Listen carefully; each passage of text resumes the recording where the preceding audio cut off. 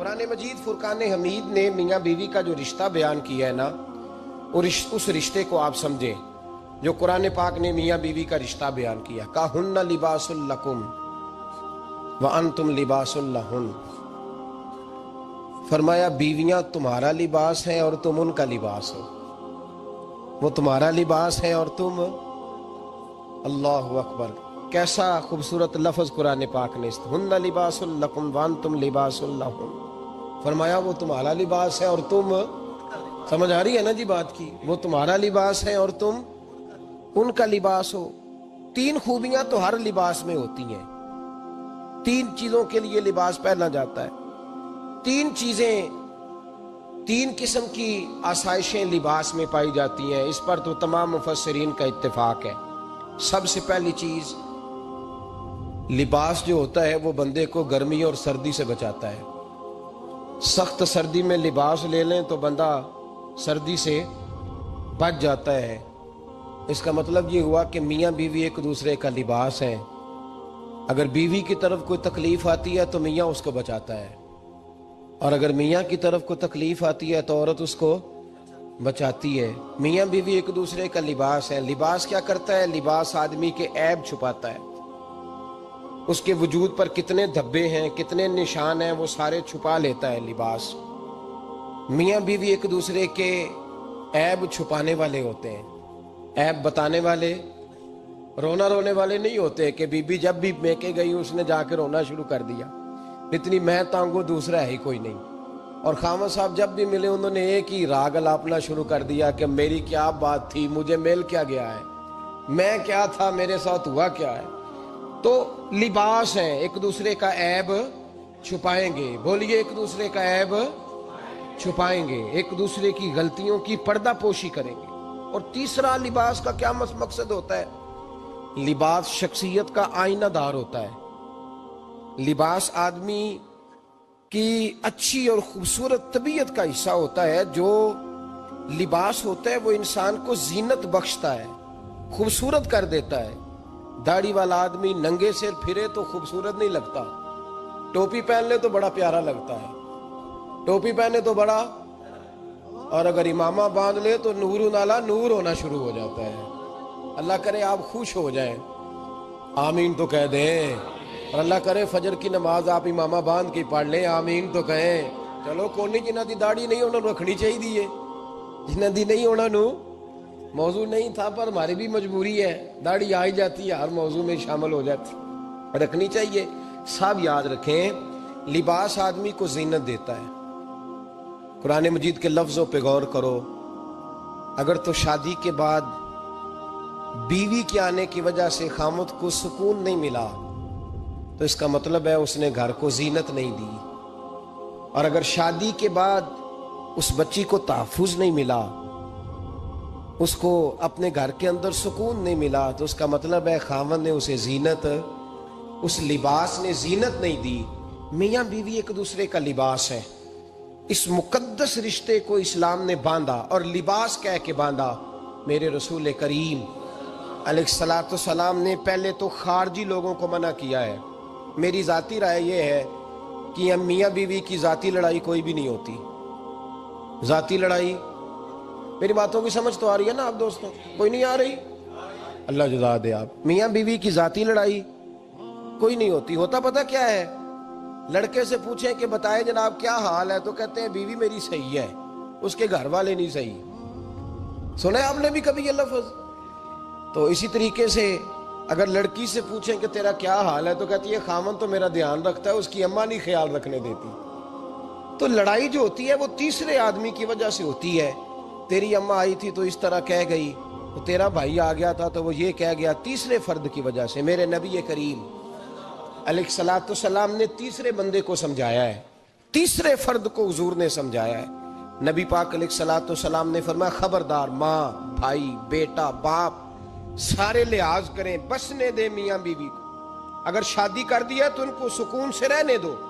تم دو جملے کہہ کے چلے گئے، کوئی عیب نکال کے جو چھپا ہوا تھا خامن کی نظر میں وہ نکال کے بتا دیا کہ تیری بیوی یہ کام بھی کرتی ہے، اب تم تو ہٹ گئے وہ بات کہہ کے، اب انہوں نے اکٹھے رہنا ہے، ان کی زندگی مصیبت کا شکار ہو گئی۔ آزمائش میں آ گئے وہ دونوں، ساری زندگی کڑتے رہے، ایک عیب نکال کے لڑکی کے گھر والے لڑکے کا اسے بتا کے چلے گئے تیرے خامد میں یہ عیب پایا جاتا ہے، وہ ساری زندگی کڑتے رہیں گے، تکلیف میں رہیں گے، انہوں نے تو کٹھے رہنا ہے۔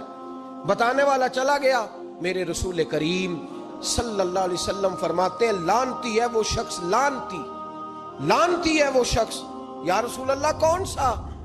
فرمایا جو بیوی کو مرد کے خلاف اکساتا ہے اور مرد کو بیوی کے خلاف اکساتا ہے، وہ لعنتی ہے، ملعون ہے، رحمت الہی سے دور ہے وہ شخص۔ انہیں قریب کرنے کی کوشش کر، تو ان کے اندر محبت پیدا کرنے کی کوشش کر۔ میرے نبی کریم علیہ الصلوۃ والسلام نے جب حضرت سیدہ فاطمہ الزہرا رضی اللہ تعالی عنہا اور جناب سیدنا علی المرتضیٰ رضی اللہ تعالیٰ عنہ کی شادی کی تو نبی پاک نے دونوں کے سر جوڑے اور دونوں کے درمیان محبت کی دعا فرمائی، دونوں کے درمیان محبت کی دعا فرمائی۔ اور نبی پاک صلی اللہ علیہ وسلم حضرت فاطمہ کے سامنے جناب علی کے فضائل بیان فرماتے، اور جناب علی آتے تو نبی پاک فرماتے فاطمہ تو میرے وجود کا حصہ ہے، وہ تو میرے جگر کا ٹکڑا ہے۔ تو ان دونوں کے درمیان الفت پیدا، یہ سب سے پہلے تو خارجی لوگ اس بات کا خیال کریں، سب سے پہلے تو خارجی لوگ خیال کریں، توجہ دیں، ان کو بکھرنے سے بچائیں۔ اب میاں بیوی بھی سمجھ لیں کہ ہماری ذمہ داریاں کیا ہیں۔ مسند امام احمد بن حنبل میں حضرت ابو درداء رضی اللہ تعالیٰ عنہ سے حدیث مروی ہے، نبی کریم صلی اللہ علیہ وسلم کی بارگاہ میں ایک خاتون نے آ کے عرض کیا یا رسول اللہ صلی اللہ علیہ وسلم مجھے بتلائیے خاوند کا حق کیا ہے۔ یہ جو حدیث سنانے لگا ہوں نا، یہ بیٹی کو سنانی ہے، جا کے یہ ٹیلی فون کر کے بہن کو سنانی ہے، صرف بیوی کو سنانے کی نہیں ہوتی یہ چیزیں۔ یہ حدیث بیٹی کو سمجھائیں، بہن کو سمجھائیں، ان لوگوں کو سمجھائیں، تاکہ اور یہ یاد رکھیں خاوند کے حقوق اگر بچی کے گھر والے اسے سکھائیں نا تو اس کی سمجھ میں جلدی آ جائیں گے، اور بیوی کے حقوق اگر خاوند کے گھر والے اس کو سمجھائیں تو اس کی سمجھ میں بات جلدی آئے گی، وہ خیر خواہ سمجھتے ہیں اپنے رشتہ داروں۔ یہ والی حدیثیں ان لوگوں کو سنانی چاہیے جن لوگوں کا بچہ ہے یا بچی ہے، متعلقہ آدمی حقوق بیان کرے۔ جب متبادل چیز کسی کے سامنے آتی ہے تو وہ کئی دفعہ سمجھتے ہیں کہ خلوص اس میں پورا نہیں پایا جاتا۔ حضرت ابو درداء رضی اللہ تعالیٰ عنہ فرماتے ہیں ایک خاتون حضور کی بارگاہ میں آئی، عرض کرنے لگی یا رسول اللہ صلی اللہ علیہ وسلم میں نکاح کرنا چاہتی ہوں، شادی کرنا چاہتی ہوں، مجھے بتلائیے خاوند کا حق کیا ہے، اگر تو میں ادا کر سکتی ہوں تو میں نکاح کروں، ورنہ میں اس کام سے بچوں۔ میرے نبی کریم علیہ الصلوۃ والسلام نے فرمایا بی بی اگر خاوند کے ناک سے رینٹ نکلے، ریشہ نکلے، پیپ بہے اس کی ناک سے، اور بی بی اپنی زبان سے وہ صاف کر دے تو پھر بھی اس کا حق ادا نہیں ہوتا۔ حضرت ابو درداء کہتے ہیں آنکھ کھول کے اس عورت نے دیکھا تو میرے نبی پاک نے اگلے جملے ارشاد فرمائے، حضور نے فرمایا تو ان باتوں میں حیرت کر رہی ہے، میں اگر خدا کے علاوہ کسی کو سجدے کا حکم دیتا تو میں عورت کو کہتا اپنے خاوند کو سجدہ کرے، میں اس کو کہتا یہ کام کرے۔ میرے رسول کریم علیہ الصلوۃ والسلام نے حقوق کا تعین فرمایا، حقوق کا تعین فرمایا، اور نبی کریم صلی اللہ علیہ وسلم نے فرمایا جو عورت اس حال میں مر گئی، اس حال میں دنیا سے گئی کہ اس کا خاوند اس سے راضی تھا، اس کا شوہر اس سے راضی تھا، اس کا گھر والا اس سے مطمئن تھا، تو میرے نبی پاک فرماتے ہیں جب دنیا سے جائے گی تو رب کریم جنت کا دروازہ کھول کے فوراً ہی جنت میں داخل فرما دے گا، اس کو بغیر روک ٹوک جنت دے دی جائے گی۔ شرط یہ ہے کہ وہ جب دنیا سے جائے تو اس حال میں جائے کہ اس کا خاوند اس سے شکوے نہ کرتی پھرے، شکایتیں نہ کرتی پھرے، شکایتیں نہ کرے۔ ہمارے زمانے میں شکایتیں ہوتی ہیں اور خواتین عورتیں اس بات کو سمجھتی نہیں کہ اللہ نے جو میرے نصیب میں رکھا تھا اور جو خامد رب نے میرے لیے پسند کیا تھا وہ اللہ نے مجھے عطا فرما دیا ہے۔ وہ شکوے کرتی ہیں، شکایات کرتی ہیں، اور دوسری عورتوں کو سامنے رکھ کے وہ فلاں کے حصے میں یہ چیز آئی، فلاں کے حصے میں یہ چیز آئی، فلاں کا خامد یوں کرتا ہے، شکوہ کرتی ہیں۔ میرے رسول پاک علیہ السلام نے فرمایا عورتیں کثرت سے جہنم میں جائیں گی، کثرت سے۔ تو ایک صحابی رو پڑے، ایک حدیث میں لفظ یہ ہے رو پڑے، عرض کرنے لگے یا رسول اللہ وہ ہماری مائیں بھی ہیں، بیٹیاں بھی ہیں، بہنیں بھی، حضور جہنم میں جائیں گی؟ نبی پاک صلی اللہ علیہ وسلم نے فرمایا ایک تو وہ عیب جوئی کرتی ہیں، غیبتیں کرتی ہیں، دوسرا رب کا شکر ادا نہیں کرتی، اور تیسرا فرمایا اپنے خامن کا بھی شکریہ ادا نہیں کرتی، بات بات پہ ناشکری کرتی ہیں، بات بات پہ ناشکری۔ اسلامی عقائد میں سے نا جہنم میں جائیں۔ ایک بنیادی عقیدہ فرمایا عقیدہ آخرت ہے۔ میرے رسول پاک جن چیزوں پر نے مرد کی طرف انسان ساری زندگی اعمال کرتا ہے وہ چیزیں ہوتی ہیں جو اس کے عقیدے میں شامل ہوتی ہیں۔ اپنے آپ کو اچھا سمجھتا اور اچھا عقیدہ جس طرح کا ہوتا ہے اسی طرح کا انسان عمل کرتا ہے، لیکن کوئی اگر مجھے جو اس کی سوچیں ہوتی ہیں، جو افکار ہوتے ہیں، اسی طرح اپنے شب و روز گزارتا ہے۔ جن لوگوں کا عقیدہ آخرت مضبوط ہوتا ہے نا کہ ہم نے اللہ کی بارگاہ میں کھڑے ہونا ہے، ہم نے اس کی بارگاہ میں جا کے اپنے اعمال کا حساب دینا ہے، عقیدہ آخرت مضبوط ہو تو لازمی طور پر اعمال سمجھ جاتے ہیں۔ انسان جواب دہی کے تصور کے ساتھ اپنے معاملات زندگی کو بار بار صحیح کرنے کی کوشش کرتا ہے۔ عقیدہ آخرت اسلامی عقائد میں بنیادی فکر کا اساس ہے عقائد۔ اگر کسی شخص کا یہ خیال ہو جائے کہ میں بس یہی زندگی ہے، کھا لو پی لو موج کرو، تو ظاہر ہے وہ فنا کا نام جب رکھ لے گا زندگی کو اور وہ دوبارہ اٹھنے کا قائل ہی نہیں ہوگا تو وہ تو کسی قانون کا پابند ہی نہیں رہے گا، وہ تو کسی چیز کی پابندی نہیں کرے گا، کسی چیز سے پرہیز نہیں کرے گا، من چاہی زندگی گزارے گا۔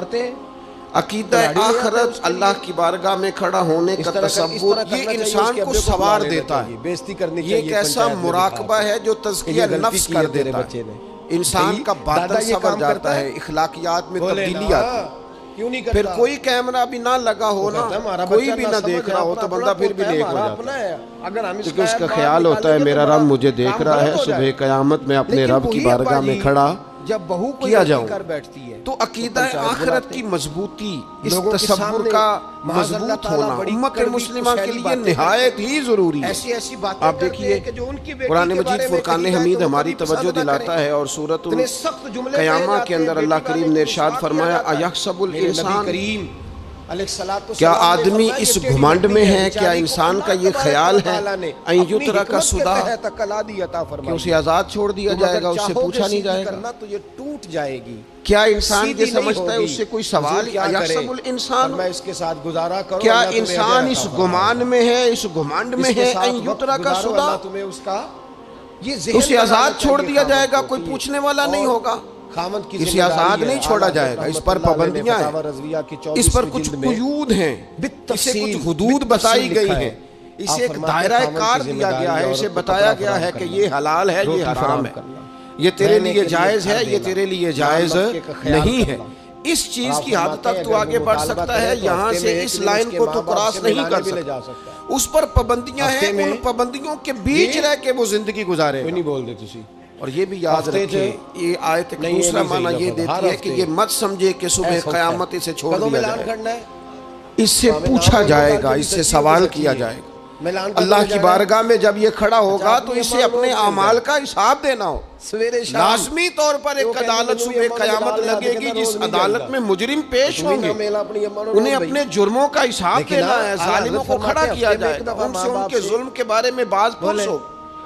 تو لازمی طور پر عقیدہ آخرت کی مضبوطی انسان کو مضبوط کرتی ہے، اس کے اعمال پر پیرے بیٹھ جاتے ہیں، وہ پھونک پھونک کر قدم رکھتا ہے، سوچ کا جملے بولتا ہے، وہ کوئی بھی معاملہ کرتا ہے تو اس میں اس کا خیال ہوتا ہے کہ میں نے دنیا سے چلے جانا ہے، میرے پاس پتہ نہیں کتنا وقت بچا ہے، لہٰذا مجھے آخرت میں پیش ہونا ہے، اپنے معاملات کی آسانی کے لیے، وہاں کی آسانی کے لیے میں یہاں تھوڑا سوچ سمجھ کے چلوں۔ رب فرماتا ہے کہ ایسے ہی آزاد نہیں چھوڑا جائے گا، آزاد پنچھیوں جیسی زندگی نہ گزار، صبح قیامت کے معاملات کو پیش نظر رکھ، اس پر غور کر۔ یہ تصور گھر کے باہر بھی پورا مضبوط ہونا چاہیے اور گھر کے اندر بھی پورا مضبوط ہونا چاہیے۔ انسان اپنے مالک سے ڈرے اور قیامت کے دن اس کی بارگاہ میں حاضری کا یقین رکھے، اور وہ یاد رکھے کہ یہاں جو کچھ وہ دیکھے نا، پھر پتہ چلتا ہے بچوں کو استاد پڑھاتا ہے، اس کو ملنے کو محنت کراتا ہے، اگر بچے نہیں پڑھتے تو ڈانٹتا بھی ہے، سمجھاتا بھی ہے، قائل بھی کرتا ہے، اور جب وہ آخری بات کرتا ہے تو پھر وہ پتہ کیا کہتا ہے، چلو ٹھیک ہے اگر نہ پڑھو گے تو امتحان تو آنا ہی ہے نا، میرے نبی کریم رزلٹ تو آنا ہے، پیپر میں بیٹھو گے نہیں آئے گا، فیل ہو جاؤ گے. کہ اپنی بیوی سے یہ لاسٹ پر یہ بات ضرور ہوتی ہے، اور یہ امتحان دینے کا تصور بغض نہ رکھ لینا سینے اور امتحانی سینٹر میں جانے کا خیال طالب علم کو مجبور کرتا ہے کہ میں اسباق تیار کروں، میں بار بار اس پر غور کروں، میں کتاب کو سمجھوں، میں اس کو حل کروں چیزوں کو، تاکہ جب میں مرکز میں جاؤں پرچہ دینے کے لیے امتحانی سینٹر میں تو پھر مجھے پریشانی کوئی نہ ہو. بس سمجھانے کے لیے بات عرض ہے کہ یہاں لوگوں کو بتایا جاتا ہے، قائل کیا جاتا ہے یہ حلال ہے، یہ حرام ہے، یہ تیرے لیے ٹھیک نہیں ہے، یہ تیری حدود ہیں، یہ تیرے قیود ہیں، یہ تیرا دائرہ کار ہے. لیکن اگر پھر بھی کوئی بندہ باز نہ آئے، بغض کی آنک پھر بھی کوئی شخص باز نہ آئے گا، نبی رحمت تو پھر اس کو کہا جائے گا صبح قیامت اللہ خود حساب لے لے گا. پہلی بات یہ ہے، پھر تجھے مالک اپنے سامنے کھڑا کرے گا، ثم لتسألن یومئذ عن النعیم، پھر وہ تجھ سے ایک ایک نعمت کے بارے میں سوال کر لے گا، پھر تجھے جواب دینا ہوگا. تو اس تصور کو اپنی زندگی میں لاگو کریں کہ ہم نے مرنا ہے، حضرت عبداللہ ابن مسعود اللہ کی بارگاہ میں جان اس تصور کو پوری طور پر طاری کریں اپنے ذہنوں میں. یہ جو رسمی سی بات ہے نا، پتہ نہیں کب چلے جانا ہے، جو جانے والے ہوتے ہیں ان کی کوئی تیاری بھی ہوتی ہے، اور قبرستان دیکھ کے بھی جن کو پتہ ہوتا ہے نا وہ رمضان المبارک میں نا کئی دفعہ ایسا ہوتا ہے کہ ٹکٹیں نہیں مل رہی ہوتی اور عمرے کے ویزے لگ چکے ہوتے ہیں، تو ایجنٹ کہہ دیتے ہیں جانے والوں کو کہ تیاری رکھنا، کسی وقت بھی میرا فون آ جائے. تو لوگوں نے بیگ باندھ لیے ہوتے ہیں، سامان تیار کر لیا ہوتا ہے، سارے انتظامات کر کے رکھے. کیوں؟ کپڑوں پر بڑی محنت کی کہ پتہ نہیں کس وقت بلاوا ہم نے، چہروں پر بڑی محنت آ جائے گا. تو روز کہتا ہے پتہ نہیں اللہ کی جانب سے کس وقت بلاوا آ جائے. ہم نے اپنے حق میں پھر اپنی تیاری بھی تو یار کچھ بتانا، میں بھی بتاؤں آپ بھی بتائیں. پھر ہم اپنے آپ سے یہ بھی تو سوال کریں نا کہ جہاں اچانک جانا پڑے اس کے لیے تیاری ہوتی ہے. ہماری تیاری کیا ہے اگر اچانک جانے پڑے اس کی بارگاہ؟ شہد تو کیا تیاری؟ میں کوئی پانی بھی نہیں پی. روز دیکھ رہے ہیں نا کچھ لوگ روڈ پہ چڑھے تھے پہنچ نہیں سکے، اور آپ کی ہاسپٹل گئے تھے پہنچ نہیں سکے، کچھ لوگ کسی فیلڈ میں کام کر رہے تھے ڈگری نہیں مل سکی، جا ہی نہیں سکے، وقت آ گیا. اگر وہ ٹائم آ جاتا ہے اس کی بارگاہ میں حاضر ہونا پڑ جاتا ہے.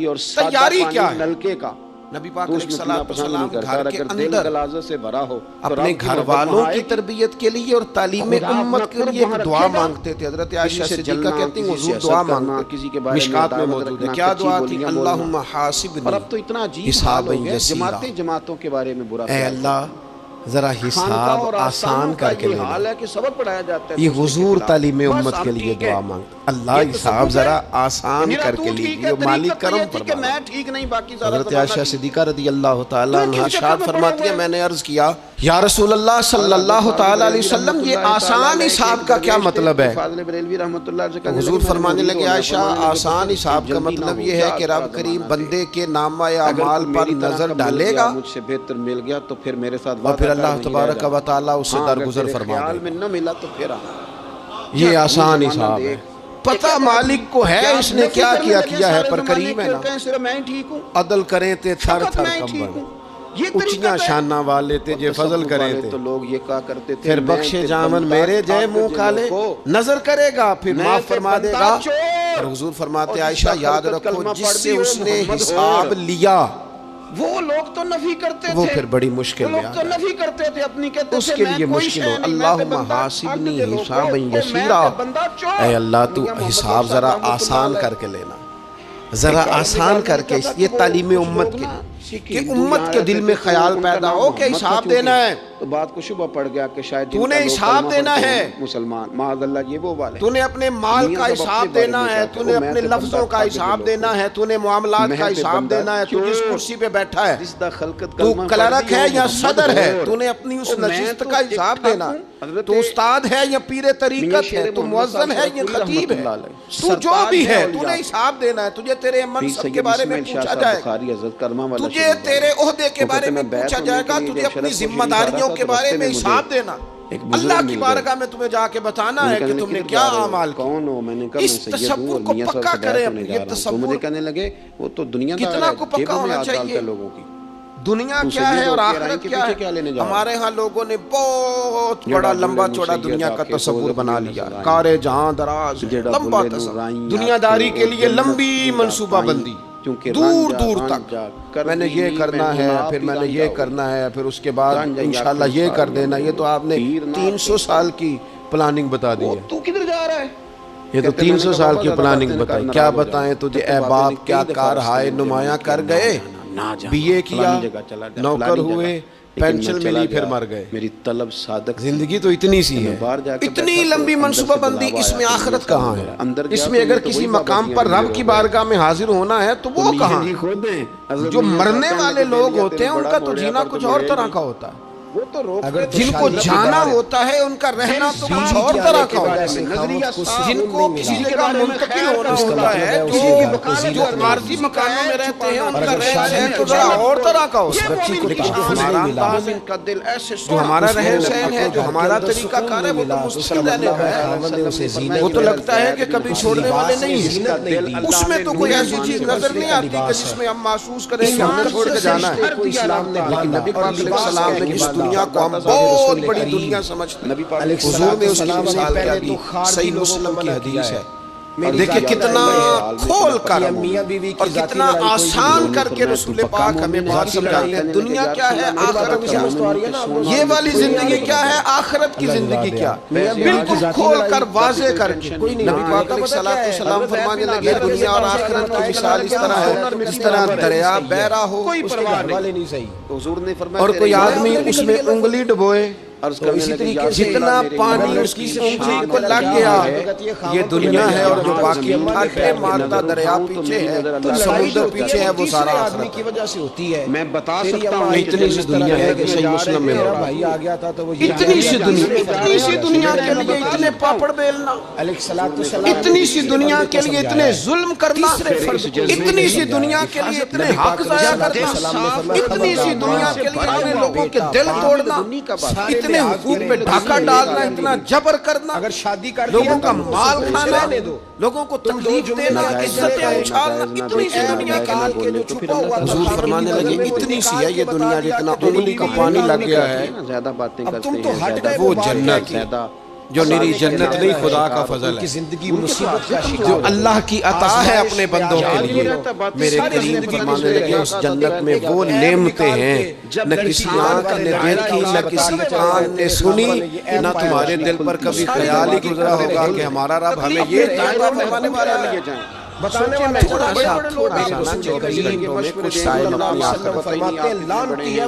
اپنے سارے معاملات کو مرتب کرتے ہوئے کچھ زندگی کے کام اپنی آخرت آپ یقین کریں، بچوں سے لے کر بڑوں تک، ان پڑھ سے لے کر پڑھے لکھے تک، ہم نے جس کو اپنے مزاج کے مطابق کم فہم سمجھا اس سے لے کر دانشور تک.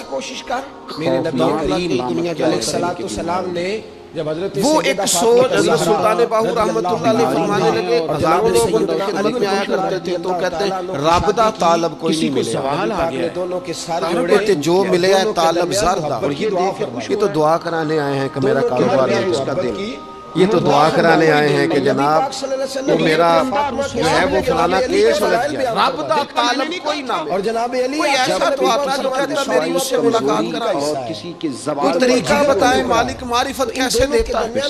کوئی تو ایسا آتا جو کہتا کہ آؤ نہ کچھ باتیں درد کی کریں، سب سے پہلے تو خارجی کرو، کچھ محبت مصطفیٰ کی محبت کرو. بکھرنے سے بچائے. کچھ ایسے آتے جو کہتے آؤ نہ کچھ تکلیف میں صدیق اکبر کا کوئی بات کریں سیدنا فاروق اعظم کی، کچھ تذکرے ہو جائیں عثمان غنی کے، تھوڑی دیر ہو نہ جائے مولا علی کا تذکرہ. کچھ لوگ ہوتے نا ایسے جو اس طرح کے ہوتے ہیں ہر وقت دنیا بتایا کہ جب ہر وقت اچھا کہیں اکتاتے بھی ہیں نا، تھک گئے کاروبار کر کر کے کہیں اکتاتے بھی ہیں تو کرنے کے ہیں سیر کرنے چلے جاتے. یہ حدیث بیٹی کو سمجھائے، میں جی بور ہو گیا ہوں کام کرتے کرتے، چلو میں اب ٹھنڈے علاقے میں اور یہ یاد رکھیں کبھی تو ایسا خاوند کے حقوق کہ تو یوں کہے میں نے بچوں کو بھی وقت دیا ہے، دوستوں کو بھی دیا ہے، یاروں کو بھی دیا ہے، صحت کو بھی دیا ہے، میں نے ٹائم اور بیوی کے حقوق اپنے شوق کو بھی دیا ہے. خاوند کے اب میں کسی کو ٹائم نہیں دوں گا، یہ چند گھنٹے میں صرف رب رسول کی بارگاہ میں حاضری دوں گا. بھول گئے فرشتوں تو ذرا جم کے قرآن پاک پڑھے، تو ذرا ذوق سے درود پاک پڑھے، تو ذرا شوق سے میرے محبوب کی نعت سنے، تو سارا زمانہ بھول جائے اور تو راج راج کے دعا مانگے، اپنے رب کی بارگاہ میں اپنی پریشانیاں عرض کرے، اپنے اندر کی کیفیت بیان کرے، دل جو سخت ہو گیا ہے، ذہن جو سخت ہو گیا ہے، جو طبیعت میں وہ نورانیت نہیں آ رہی، اس کی تو بات کرے، رب کی بارگاہ میں معافی کا سوال کرے، تو اس سے قیامت کے دن درگزر کرنے کے لیے عرض کرے۔ نبی کریم لیکن دوستو ہم تو بالکل الجھتے ہی جا رہے ہیں۔ وہ معاملات زندگی ہیں کہ ختم ہی نہیں ہو رہے، شوق ہے کہ ختم ہی نہیں ہو رہا، باتیں ہیں کہ بڑھتی چلی جا رہی۔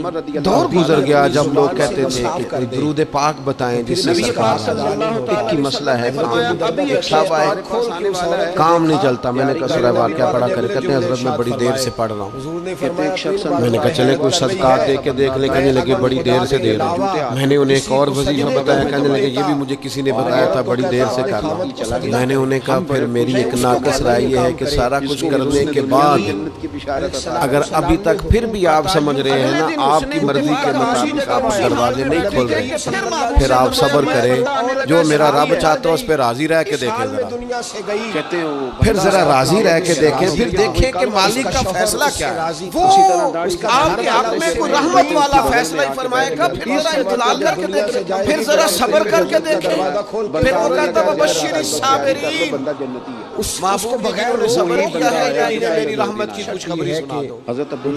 پھر وہ کہتا ہے باقیوں کے پاس مال ہوگا، دولت ہوگی، اقتدار ہوگا، بڑا کچھ ہوگا، ان اللہ مع الصابرین، صبر کرنے والوں کے ساتھ رب کریم ہوگا۔ اور خواتین پھر ذرا ٹھہر جائیں، پھر تھوڑا حوصلہ کر لیں، پھر اس کے فیصلے کا ذرا انتظار کر کے دیکھیں۔ ہم من چاہیے زندگی میں پیچھے پریشان ہے، آخرت کی اور آخرت کرتی کیا ہے، شکوے کرتی ہے، شکایات، جب آپ کا آخرت پر یقین پکا ہو جاتا ہے پھر لازمی طور پر انسان کے اعمال سنورتا ہے، آپ 100% سنورتا ہے۔ آپ آخرت پر جتنا یقین، حضرت عمر کا آخرت پر یقین پکا تھا نا، دنیا میں مکان ہی کوئی نہیں بنا، ایک حدیث میں پکا تھا۔ سیدنا مولا علی شیر خدا امیر المومنین بھی ہو گئے تو طامت پھر بھی پھٹی ہوئی تھی، پکا یہ حضور کہ اللہ نے ہمارے لیے آگے بڑی نعمتیں تیار کی۔ حضور نے آ کے فرمایا تھا نا کہ عمر میں تیرا گھر دیکھ آیا ہوں، یقین پکا تھا نا بڑا کچھ ملنے والا ہے۔ جن لوگوں کا پکا ہونا کہ میرا دیش میں گھر ہے، وہ پردیس میں بلڈنگیں نہیں بنایا کرتے، ان کو پتا تھا کہ ہمارے دیش میں گھر بنے ہوئے ہیں، لہٰذا یہاں وہ کسی پریشانی کا شکار آخرت پر یقین پکا ہو جاتا ہے۔ ایک بات آپ نے ضرور ذہن میں رکھنی ہے، ہمارے محدثین نے لکھا ہے جس بندے کا صرف دنیا داری میں جینے کا مزاج ہو جاتا ہے نا وہ بزدل ہو جاتا ہے، اور جس کا خیال ہوتا ہے نا زندگی عارضی ہے، صبح قیامت دوبارہ اٹھوں گا وہ بندہ بہادر ہو جاتا ہے۔ اس کا خیال ہے نا یہی کچھ ہے، کھا لو پی لو، بس یہ زندگی ختم ہو گئی تو ختم ہو گئی، مر گئے تو مر گئے، ختم ہو گئے فنا ہو گئے۔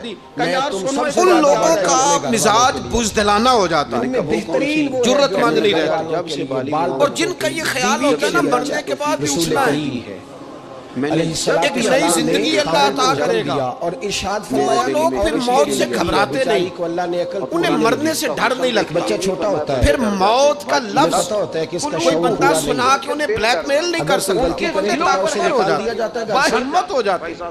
حضرت جابر بن عبداللہ فرماتے ہیں، بخاری میں حدیث ہے، فرماتے ہیں ایک احد والے دن ایک صحابی کھجور کھا رہے تھے، تو کھجور کھاتے کھاتے انہوں نے نبی پاک صلی اللہ علیہ وسلم کی خدمت میں کہ حضور اگر میں آج شہید ہو جاؤں تو کہاں جاؤں گا؟ غلطی کی ہے تیرے بچے نے، تو محبوب فرمانے لگے میرا رب اپنے فضل سے تجھے جنت عطا کرے گا۔ حضرت جابر بن عبداللہ رضی اللہ تعالیٰ عنہ فرماتے ہیں اس بندے نے کیا کیا، اس نے نا کھجور جتنی کھا لی باقی نکال دی منہ سے، وہی ابا جی تلوار لی میدان میں گئے شہید ہو گئے۔ سبق ہمیں کیا دیا؟ کہنے لگے جب مرتے ہی اللہ تعالیٰ جنت عطا کرے گا پھر کھجور کھاتے کھاتے رہنے والی دیر بھی کیوں کرنی ہے؟ پھر چھوڑو جنت میں جا کے اللہ کے دیے ہوئے انعام کھائیں گے، کھجور کھانے کی بھی دیر برداشت نہیں کی۔ یہ آخرت کا اجر، آخرت میں رب کی بارگاہ میں کھڑے ہونے کا تصور بندے کو طاقتور کر دے۔ وہ بزدل اقبال کیا کہتے ہیں؟